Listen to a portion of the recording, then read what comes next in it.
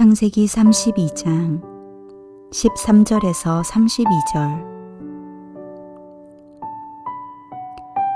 야곱이 거기서 밤을 지내고 그 소유 중에서 형 에서를 위하여 예물을 택하니 암 염소가 200이요 숫 염소가 20이요 암양이 200이요 숫 양이 20이요 전 나는 낙타 30과 그 새끼요 암소가 40이요 황소가 10이요 암나귀가 20이요 그 새끼 나귀가 10이라. 그것을 각각 때로 나누어 종들의 손에 맡기고 그의 종에게 이르되 나보다 앞서 건너가서 각대로 거리를 두게 하라 하고, 그가 또 앞선 자에게 명령하여 이르되 내 형 에서가 너를 만나 묻기를 내가 누구의 사람이며 어디로 가느냐, 내 앞에 것은 누구의 것이냐 하거든. 대답하기를 주의 종 야곱의 것이요 자기 주 에서에게로 보내는 예물이오며 야곱도 우리 뒤에 있나이다 하라 하고, 그 둘째와 셋째와 각대를 따라가는 자에게 명령하여 이르되 너희도 에서를 만나거든 곧 이같이 그에게 말하고, 또 너희는 말하기를 주의 종 야곱이 우리 뒤에 있다 하라 하니, 이는 야곱이 말하기를 내가 내 앞에 보내는 예물로 형의 감정을 푼 후에 대면하면 형이 혹시 나를 받아주리라 함이었더라. 그 예물은 그의 앞서 보내고 그는 무리 가운데서 밤을 지내다가 밤에 일어나 두 아내와 두 여종과 11 아들을 인도하여 야복 나루를 건널세. 그들을 인도하여 시내를 건너가게 하며 그의 소유도 건너가게 하고, 야곱은 홀로 남았더니 어떤 사람이 날이 새도록 야곱과 씨름하다가 자기가 야곱을 이기지 못함을 보고 그가 야곱의 허벅지 관절을 치매 야곱의 허벅지 관절이 그 사람과 씨름할 때에 어긋났더라. 그가 이르되 날이 새려하니 나로 가게 하라. 야곱이 이르되 당신이 내게 축복하지 아니하면 가게 하지 아니하겠나이다. 그 사람이 그에게 이르되 내 이름이 무엇이냐? 그가 이르되 야곱이니이다. 그가 이르되 내 이름을 다시는 야곱이라 부를 것이 아니요 이스라엘이라 부를 것이니, 이는 내가 하나님과 및 사람들과 겨루어 이겼음이니라. 야곱이 청하여 이르되 당신의 이름을 알려주소서. 그 사람이 이르되 어찌하여 내 이름을 묻느냐 하고 거기서 야곱에게 축복한지라. 그러므로 야곱이 그곳 이름을 브니엘이라 하였으니 그가 이르기를 내가 하나님과 대면하여 보았으나 내 생명이 보존되었다 함이더라.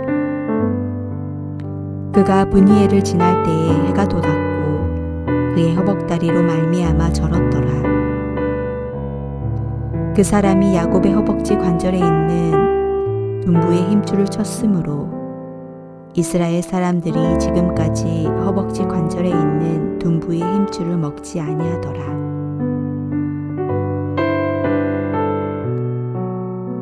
사람은 평소에는 하나님을 의지하다가도 위기를 만나며 눈에 보이는 세상의 방법과 사람들을 먼저 의지하고 붙잡습니다. 야곱은 아버지의 집으로 돌아가는 과정에서 어려움에 부딪힙니다. 아버지의 집에는 야곱을 미워하고 죽이려 했던 형 에서가 기다리고 있었기 때문입니다. 야곱의 고민이 시작됩니다. 야곱은 형 에서와의 화해를 원했습니다. 그래서 야곱은 에서에게 사람을 보내고 화해의 메시지를 전합니다. 그런데 화해의 메시지를 받은 에서가 400명의 사람들을 거닐고 야곱에게로 오고 있다는 소식이 야곱에게 전해졌습니다. 그 소식을 접한 야곱은 현실 앞에 좌절하고 맙니다. 야곱은 그 소식을 듣고 자기의 재산과 무리를 두 떼로 나누어 살아남을 작전을 세웁니다. 그는 형 에서가 무서웠기 때문에 외롭고 답답한 심정으로 기도하게 됩니다. 드디어 야곱은 기도를 배우게 된 것입니다. 사람은 위기에 빠졌을 때 기도를 배우게 됩니다. 야곱의 할아버지와 아버지는 하나님과 매우 가까웠지만 야곱은 기도를 잃어버렸습니다. 그런데 절망에 빠지자 그는 지금 간절히 기도하고 있는 것입니다. 인간의 절망은 하나님을 찾는 시작이 되기 때문입니다. 인간의 기도는 하나님이 움직이시는 시작이 됩니다. 하나님께서는 야곱의 기도에 응답하십니다. 야곱은 그날 밤 기도하면서 두려움 가운데 하룻밤을 지냈습니다. 그리고 다음날 자기의 재산 중 많은 부분을 떼어서 형 에서에게 선물로 보냅니다. 야곱은 물질을 이용해서 형 에서의 마음을 풀어보려고 하고 있는 것입니다. 여전히 야곱은 세속적이고 인간적인 모습입니다. 그는 기도했지만 하나님의 방법대로 일을 처리하려고 하지 않았습니다. 자기의 생각이 먼저였습니다. 하지만 그렇게 짜낸 지혜도 결과는 알 수 없었습니다. 이건 역시 속임수라고 여겨버리면 그만입니다. 야곱은 한밤에 일어나서 가족들을 강 건너로 보낸 뒤 홀로 남습니다. 응답 없으신 하나님과 기도로 최후의 일전을 벌이려는 것 같습니다. 어쩌면 이전처럼 수단과 방법을 가리지 않고 원하는 것을 얻으려는 충동이 되살아났는지도 모르겠습니다. 놀랍게도 하나님께서는 사람으로 나타나셔서 그와 씨름을 벌이십니다. 야곱은 악착같이 붙들고 축복을 요구합니다. 그리고 결국 야곱은 축복을 얻어냅니다. 하지만 야곱은 끈기 있는 사람이었지만 끈기 있는 믿음의 사람은 아니었던 것 같습니다. 야곱의 기도하는 모습 속에는 아쉬움이 많습니다. 왜 그렇습니까? 20년이라는 고통의 시간 동안 그는 전혀 성숙하지 못했기 때문입니다.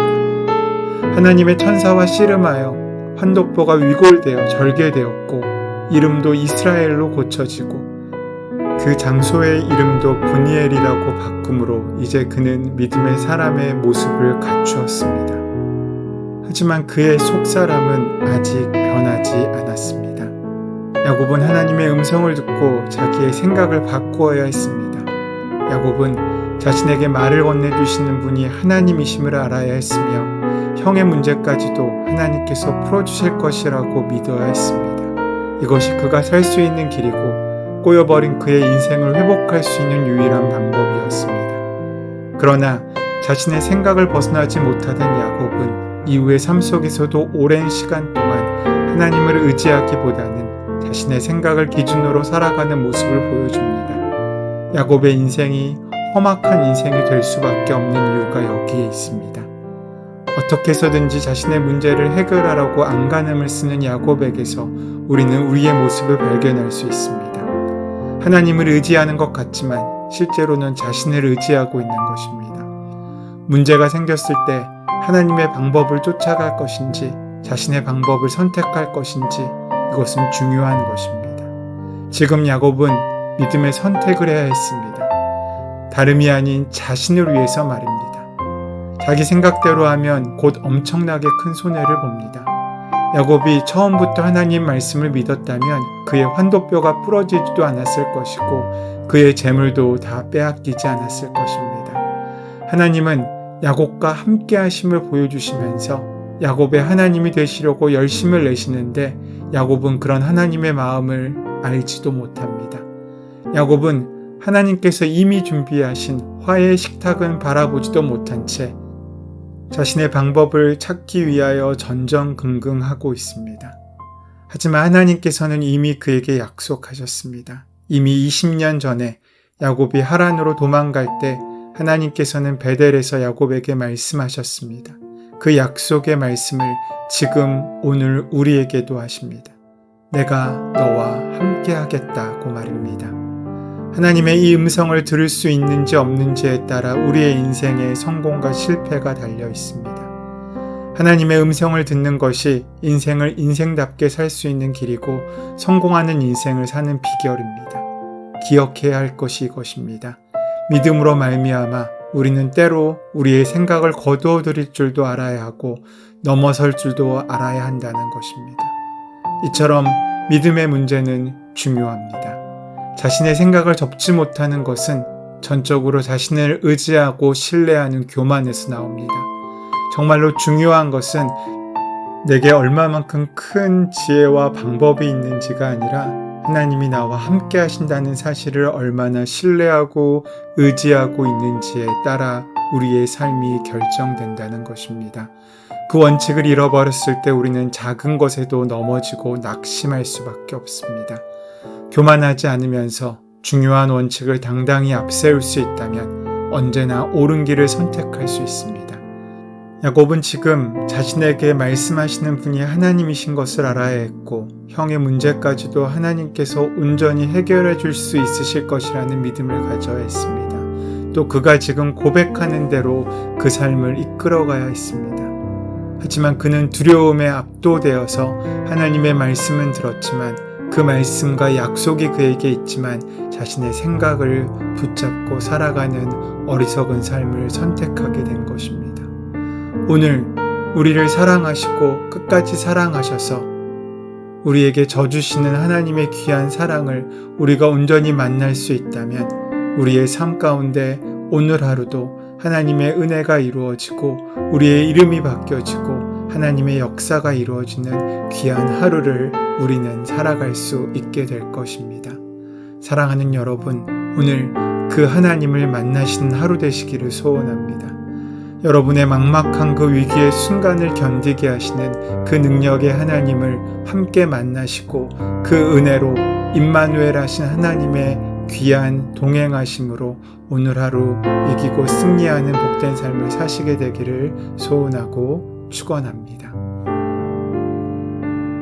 우리와 씨름해 주신 하나님과의 씨름으로 복된 길을 걸어가는 백성이 되게 하여 주시옵소서.